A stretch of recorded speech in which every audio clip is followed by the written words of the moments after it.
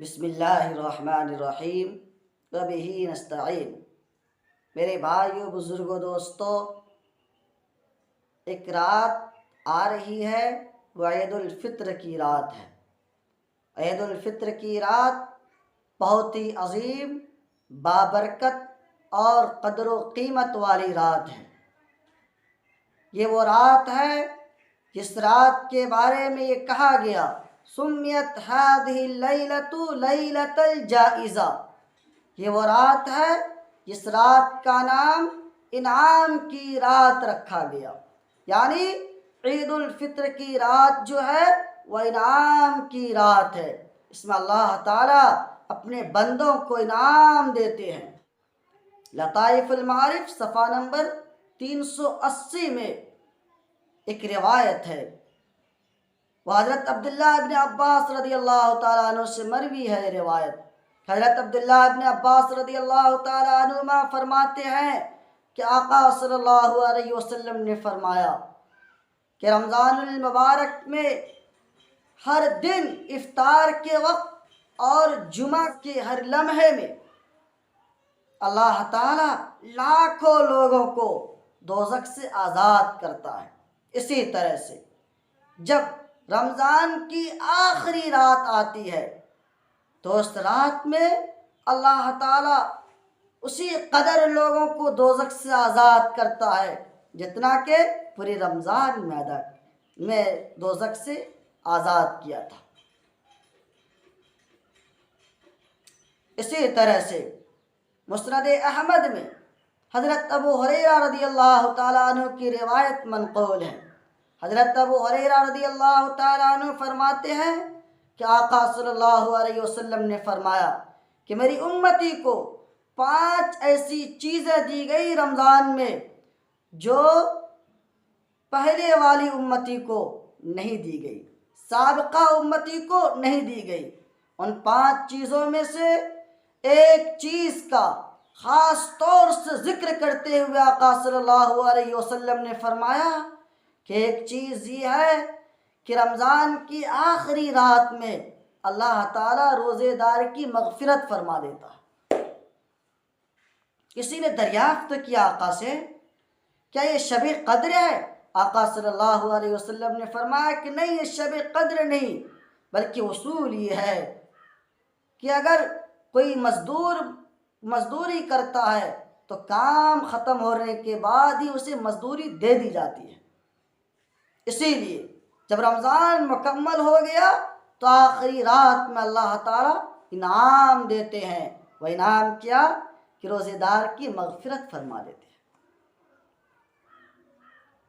اسی طرح سے الترغیب والترہیب جلد نمبر 2 صفحہ نمبر 158 میں حضرت ابو امامہ رضی اللہ تعالیٰ عنہ سے مروی ہے کہ انہوں نے فرمایا کہ آقا صلی اللہ علیہ وسلم نے فرمایا کہ دیکھو، وہ آدمی جو عید الفطر کی رات میں اور عید الاضحیٰ کی رات میں اللہ سے ثواب و امید کی نیت سے اور اخلاص کے ساتھ قیام کرے گا، یعنی اس رات میں بیدار رہ کر عبادت کرے گا، ذکر و اذکار کرے گا، تسبیح پڑھے گا، استغفار پڑھے گا، نماز پڑھے گا، قرآن کی تلاوت کرے گا، تو ایسے آدمی کے لیے اللہ یہ بشارت دیتا ہے، ایسا آدمی کے لیے انعام ہے کہ اس آدمی کا دل مردہ نہیں ہوگا اس دن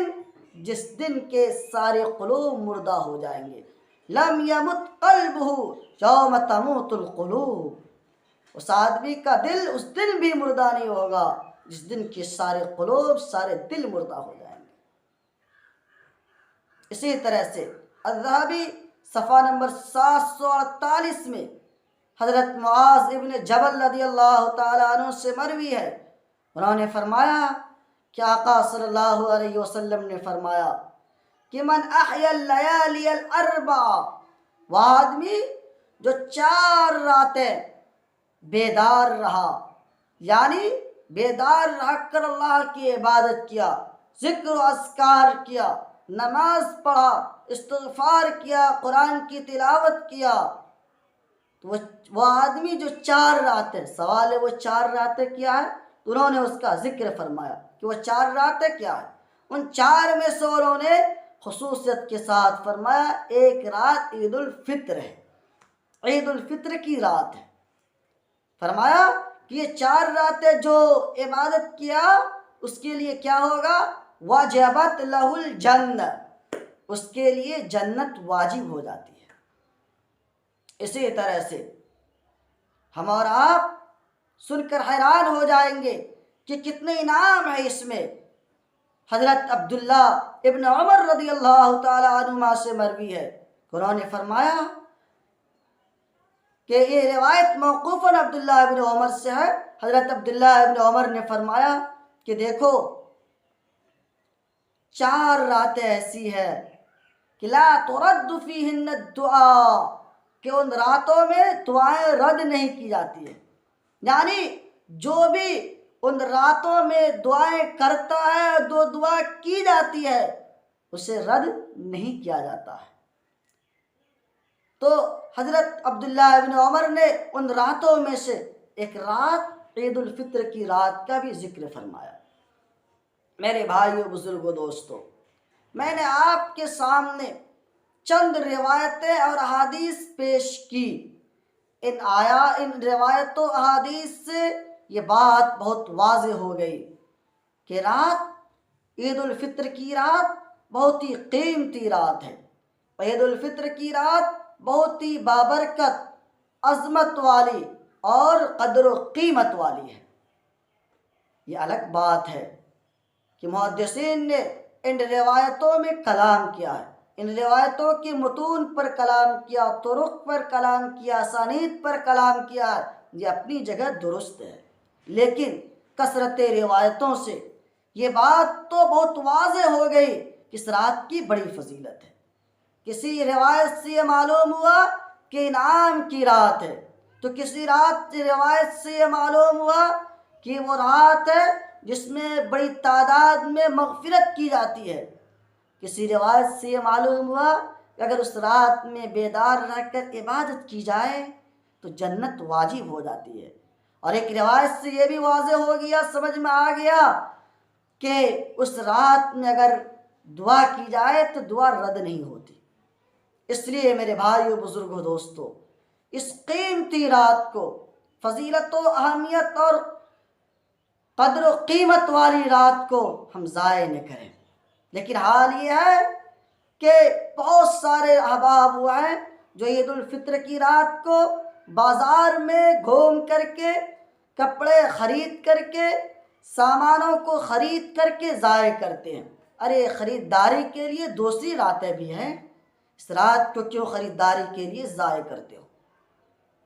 اور کچھ لوگ تو وہ ہیں جو تماشا میں، کھیل کود میں، مستی اور مذاق میں رات کو ضائع کرتے ہیں، کیا اسی کے لیے یہ رات ہے؟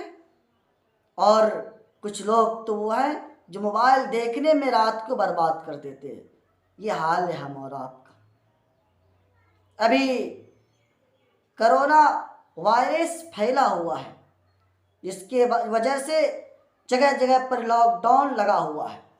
اسے بھی غنیمت جانیں اور گھر میں بند رہیں، گھروں کے اندر رہیں اور اللہ کی عبادت کریں، نماز، ذکر و اذکار میں اپنے آپ کو لگائیں، تسبیح میں لگائیں، اور اللہ کے دربار میں یہ کہیں کہ اللہ، آپ کے بندے، انسان، پوری انسانیت اس وبا میں پریشان ہے، کہ اللہ ہم تمام آدمی کو، سارے انسانوں کو اس وبا سے نجات دلائیے، اس مصیبت سے چھٹکارا دلائیے، اور جلد سے جلد اس کرونا وائرس مصیبت کو دور کیجیے۔ یہ ہمیں دعا کرنا چاہیے۔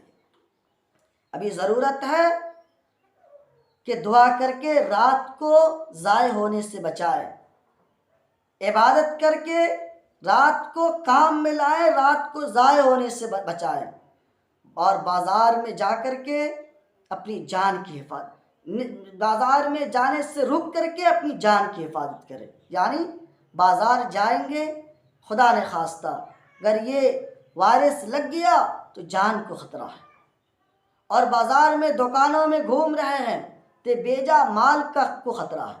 اس لیے ابھی رات کی بھی حفاظت کرنی ہے، وقت کی بھی حفاظت کرنی ہے، جان کی بھی حفاظت کرنی ہے اور مال کی بھی حفاظت کرنی ہے، تب جا کر کام چلے گا۔